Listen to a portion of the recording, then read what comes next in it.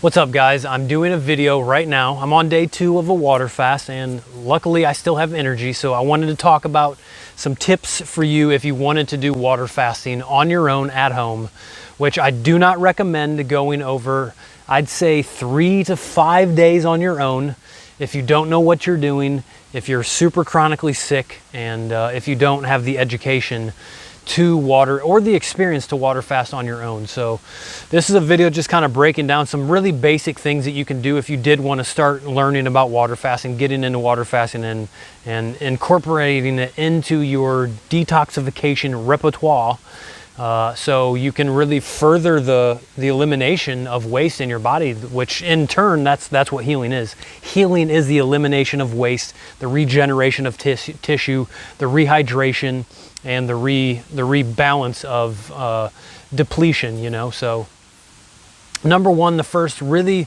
most important thing that you should know about water fasting and doing it on your own is that it is natural. You know, water fasting and fasting is one of the most natural things that you can do, but because we've really been intoxicated with chemicals over the past 100 years, the chemical revolution really, it's kind of become a hard and a very taboo thing. So most people don't even know what it is, you know. So water fasting really is when you don't eat or drink, you only consume water.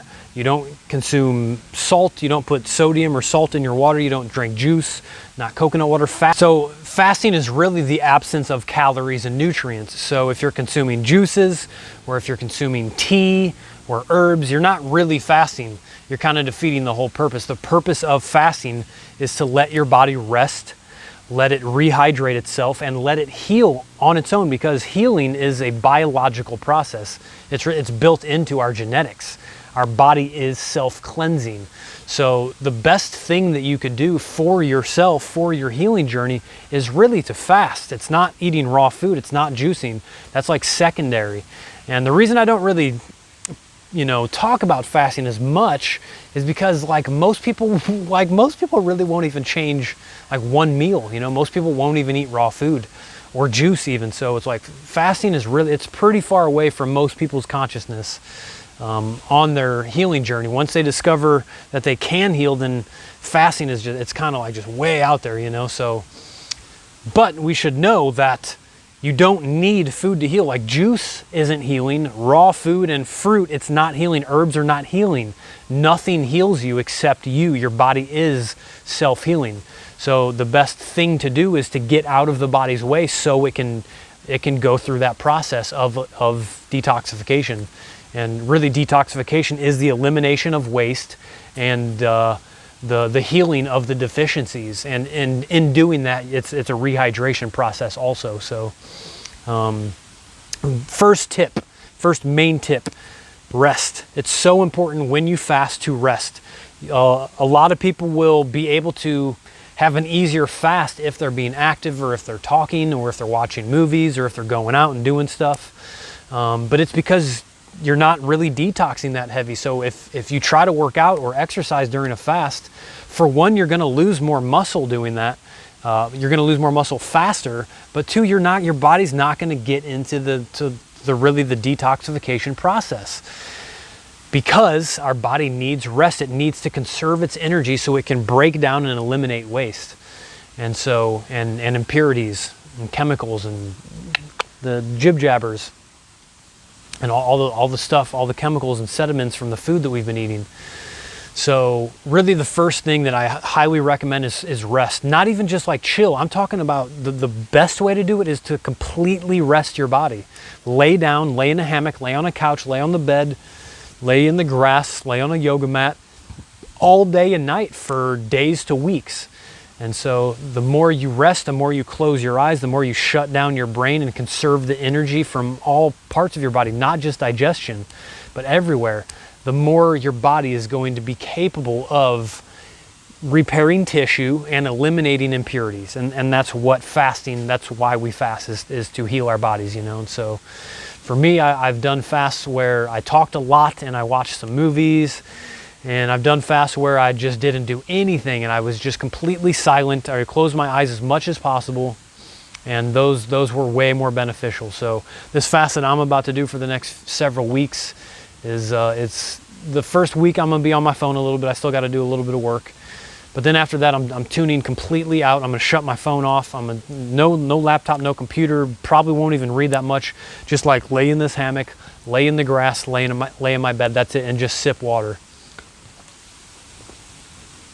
So that's tip number one: complete rest as much as possible. Definitely don't want to be driving cars or nothing. Definitely don't want to be going to work.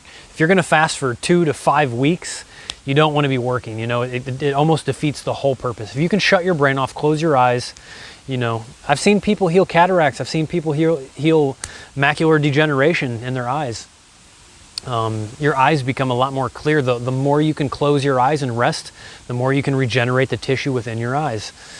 So that's number one. Number two, amount of water to drink. So there is a science behind the amount of water to drink, but without knowing that, without having any tools to take your vital signs, a general rule of thumb is to drink at least, you know, typically at least 4 liters for most people. And type of water should be in between spring and distilled. There's just a lot of controversy on it. Tanglewood and Lauren does the spring water, and I've done plenty of fasting on spring water, and then True North does like distilled water. So there's just, you know, if you do either one of those, you're going to be probably just fine. Distilled water, a lot of people say that it leaches calories, or not calories, it leaches minerals from your body because there are no minerals in the water. But I mean, I haven't really seen any evidence. The studies I've seen that show that they don't really look accurate. So, and then on the other hand, you know, there's people saying that you need the minerals to conduct the electricity, but again, it's like nobody has really any super solid evidence. So I think they're both great. I've done both distilled water fasts and spring water fasts. I didn't see a difference. So this current fast, I'm going to be doing spring water. So that's the type of water I recommend, is spring or distilled. And when I say drink 4 liters a day, this is very precise. You have to be very careful with the amount of water you drink. If you drink too much water, you'll flush out electrolytes. And the only way to replenish electrolytes is to start eating again. You can only get electrolytes through your food. If you understand your vital signs, blood pressure, heart rate, pulse, temperature, if you understand those and how to interpret them, then you can really understand a little more specifically how much water to drink, but that comes with experience. So if you ain't got no experience, don't worry about that. Drink around 4 liters a day, and you don't really want to drink any more than half a liter per hour. So 4 liters, half a liter per hour maximum. The faster you drink water, again, the more it's going to flush you out, and you want to be very gentle and careful. And so what I like to do is just take a few sips. Take a sip here, take a sip there, just sip it throughout the entire day. From the time you wake up, get your 4 liters in, and that's just a good general area. A lot of people need more than 4 liters, so I'm not saying 4 liters is all you need. I'm just saying if you're only going to be fasting 3 to 6 days or whatever on your own, if you want to go longer, I recommend doing it guided under experienced guidance. But if you're going to do a shorter fast, around 4 liters. The importance of sipping is so you don't cause too much water to go into your bladder and to just pee it all out, because when it gets peed out, minerals also come with that, and electrolytes. And so I personally, I've done fasts where I'm just so diligent, where I'm like, every minute I'll set a timer, I'll take a little sip. And and then the last 2 fasts I've done, I wasn't that really like that specific with it. I'd take a few sips or a big gulp and then wait, 3, 4, 5 minutes. I didn't really see a difference. As long as you're not overburdening your system or your kidneys, your bladder, I think you'll be fine. So with that said, though, I mean, those are really the 2 most important things, is just complete rest, 4 liters-ish, and sip slow, Another thing that I really recommend, which other people that have a lot more experience with fasting than me recommend, that you don't really need enemas, but I mean, I've guided several people through fast now, and I've talked to tons of people. I've talked to hundreds of people that have fasted before. I find enemas to be pretty important and to be very helpful. So I'm on day 2 right now. I feel really good.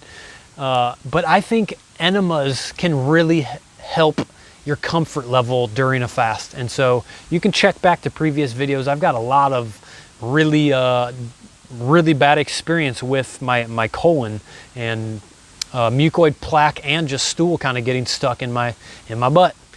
And so if you do enemas throughout the fast, you know, I typically, what I will do, so I'll just kind of say what I do, which I think would be beneficial for everyone to do it, would be like, start your fast going into it eating fruit, you know, like definitely eating fruit. Yesterday was my last day of eating, and for dinner I had dragon fruit, lettuce, and cucumbers. And that's it. And before that I had watermelon for lunch, and for breakfast I had like a papaya. So really simple. And I eat a fruit-based diet, so I'm not eating cooked food. I don't eat salt or anything. I don't do spices or gourmet. I don't really do nuts and seeds ever. So I already eat the diet that you should go into a fast with. But I recommend the lead up to a fast to be like really simple fruit, high water content fruit. I also recommend going into a fast starting to up your water intake through at least a week or two before your fast. Start drinking at least a couple liters, more than a couple liters, maybe 3-4 liters a day. And then beyond that, those are the important things really. So eating fruit before your fast, drinking enough water, resting, and then the enemas, you know. For me, I do enemas on like day 2, day like 5 and 6, and then like every like 5 to 6 days. If there's anything that's getting moved, like a lot of people say there ain't mucoid plaque, I know for a fact it exists. I've seen it multiple times. I know so many people that have seen it.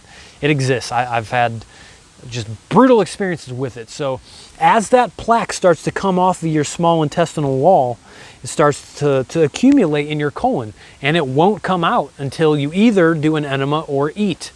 And you're going to have fiber and food push out whatever was accumulated and is now getting rehydrated, breaking apart from your intestinal wall and moving out through your colon. And so I find enemas to be helpful because if you've got old matter or even food from the past few meals, most of that food will get eliminated on your last bowel movements. But most people don't poop while they fast. Unless you're really overweight, super heavy set, you're really probably not going to be pooping. And so I find it to be a lot more helpful digestively, because some people will start to get bloated as they fast, as that plaque or whatever last meals you have are in your colon. Clearing that out, I really just find it to be a lot more comfortable during the fast. You're not going to get as bloated, if at all. And then and it can really help when you start to eat again, not have anything be trapped in there, because that's what really happens if you're not doing enemas. And if all this mucoid plaque is accumulating, it's hard, it's painful to eliminate that stuff. It sucks, dude, it sucks. So that's what enemas are for. So I recommend doing an enema like every 5 to 6 days, just 4 cups of water, just plain water, just do an enema, hold it for like 10 minutes and then release it. And you'll see things come out. And to me, that's about comfort, you know. You can even do a colonic before you start fasting, or a couple days into a fast, you know. So those are really the main things, you know. Get off your fucking phone, pardon my French, get off your damn phone, get off the computer, just be with yourself. I mean, like, dude, everybody's on their phones and so addicted to media. I am too, you know. I'm no different. I hate it, you know. It's like the devil, but also it allows me to live this life traveling, and I get to connect with other people and teach about raw food and what it's done to transform my life. So I find it just really important to take at least a week. I personally do more than that. I'm able, because of what I do for a living, to take 2 months off really every year. I do every 6 months, I do a water fast, take a month off, fast for a few weeks, recover for a week, start working again. And so I just find that to be so cleansing for my mind, for my body, for my soul. And you know, I just can't really stress it enough, like how important it is for me personally and the other people I've seen, where it really just, it resets you, you know. Like, we get distracted from what we are, what we want, what we need. And this is just a really good way to like bring it back in, you know. You get a lot of inspiration. Like, yeah, during fasting you feel like shit, but once you start to eat again, the clarity, whoo, you get a clean colon. Oh man, you go a few days on water and then you break it. You go a few weeks on water and then you break it. It's like, dude, you're crystal clear. And there's no noise. The noise just tune that noise out, you know. So hope these tips were helpful, guys. Also, fast in nature. I think I said that in previous videos, but fast in nature as much as you can. Get away from food, get away from people talking, get away from people eating, you know, get away from traffic, and just try to find nature. Try to find a river or a cabin or yeah, just go to a place. So I guess we should talk about guided fasting. So I've done 2 fasts with Lauren Lockman at Tanglewood. You can go to his website, tanglewoodwellnesscenter.com.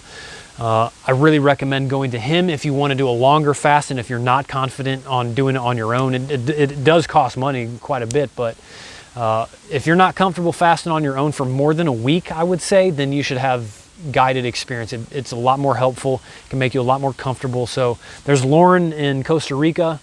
That's a very natural setting. And then there's Alan Goldhammer at True North, who is in San Francisco, I believe.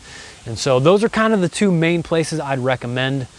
They're both completely different, but if you want to go like 40 days or 30 days, like, you should do that under guidance, you know. But if you want to fast for a week or so, you'll probably be okay. I'm not giving you medical advice. That's not what this is about. I'm not telling you to fast even. I'm just sharing what I would do if I were going to fast. These are the things that I'd be rolling with. So namaste, my friends. Day 2. I'm gonna probably get back into kind of just being peaceful and quiet over the next few days here as my body starts to detoxify more. And so yeah, see you guys soon. Thanks for joining. Peace.